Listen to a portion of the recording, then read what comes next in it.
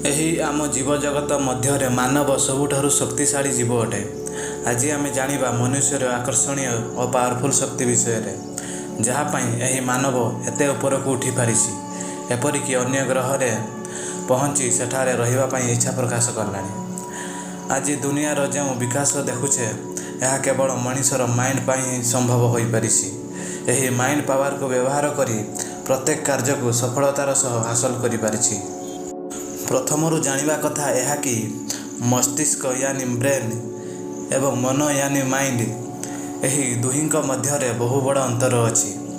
ଏହି ଦ୍ୱୟ ସମାନ ନୁହନ୍ତି, କିନ୍ତୁ କିଛି ଲୋକ ବ୍ରେନ୍ ଓ ମାଇଣ୍ଡକୁ ଗୋଟେ ଏବଂ ଏକ ବୋଲି ଭାବିଥାନ୍ତି।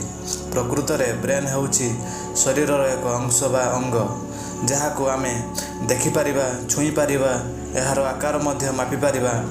ଯଦି ଏହା ଡ୍ୟାମେଜ୍ ହୋଇଯାଏ, ଏହାକୁ ସର୍ଜରୀ ୟାନି ଡାକ୍ତରୀ ଜ୍ଞାନକୌଶଳରେ ଭଲ ମଧ୍ୟ କରିଦେଇପାରିବା। କିନ୍ତୁ ମାଇଣ୍ଡକୁ ଆମେ ନା କି ଦେଖିପାରିବା, ନା କି ଛୁଇଁପାରିବା। ଏହା ଶରୀର ମଧ୍ୟରେ ଅସ୍ତିତ୍ୱ ବୋଲି କିଛି ନଥାଏ, କିନ୍ତୁ ଏହା ମନୁଷ୍ୟ ମଧ୍ୟରେ ରହିଅଛି। ଏହା ଅନୁଭବ କରିହୁଏ। ଏହା ବହୁତ ଶକ୍ତିଶାଳୀ ହୋଇଥିବାରୁ ମାଇଣ୍ଡ ପାୱାରକୁ ବ୍ୟବହାର କରି କାର୍ଯ୍ୟ କଲେ ପ୍ରତ୍ୟେକ କ୍ଷେତ୍ରରେ ସଫଳତା ପାଇବାରେ ସହଜ ହୋଇପଡ଼େ। ମସ୍ତିଷ୍କ ଶରୀରର ମୁଖ୍ୟ ଅଂଶ ହୋଇଥିବାରୁ ଏହା ଶରୀରର ସମସ୍ତ ପ୍ରକ୍ରିୟାକୁ କ୍ରିୟାଶୀଳ କରିଥାଏ ଏବଂ ମସ୍ତିଷ୍କକୁ ଆମ ମାଇଣ୍ଡ କଣ୍ଟ୍ରୋଲ କରିଥାଏ। ମାଇଣ୍ଡ ୟାନି ମନ କୌଣସି ଅଙ୍ଗ ନୁହେଁ, ଏହା ଏକ ଶକ୍ତି ଅଟେ, ଯାହା ବିଦ୍ୟୁତ୍ ଶକ୍ତି ଠାରୁ ମଧ୍ୟ ଅଧିକ ଫାଷ୍ଟ ହୋଇଥାଏ। ଏହି ମାଇଣ୍ଡ ସ୍ୱରୂପ ପାୱାର ଆମ ବ୍ରେନ୍କୁ କାର୍ଯ୍ୟରତ କରିଥାଏ। ଯେମିତି କୌଣସି ଇଲେକ୍ଟ୍ରିକାଲ ଇନଷ୍ଟ୍ରୁମେଣ୍ଟ ଇଲେକ୍ଟ୍ରିକ୍ ପାୱାର ପାଇ କାମ କରିବା ଆରମ୍ଭ କରିଦିଏ। ମସ୍ତିଷ୍କକୁ କାର୍ଯ୍ୟରତ କରିବାକୁ ହେଲେ ମାଇଣ୍ଡ ବା ମନକୁ ବ୍ୟବହାର କରିବାକୁ ହୁଏ।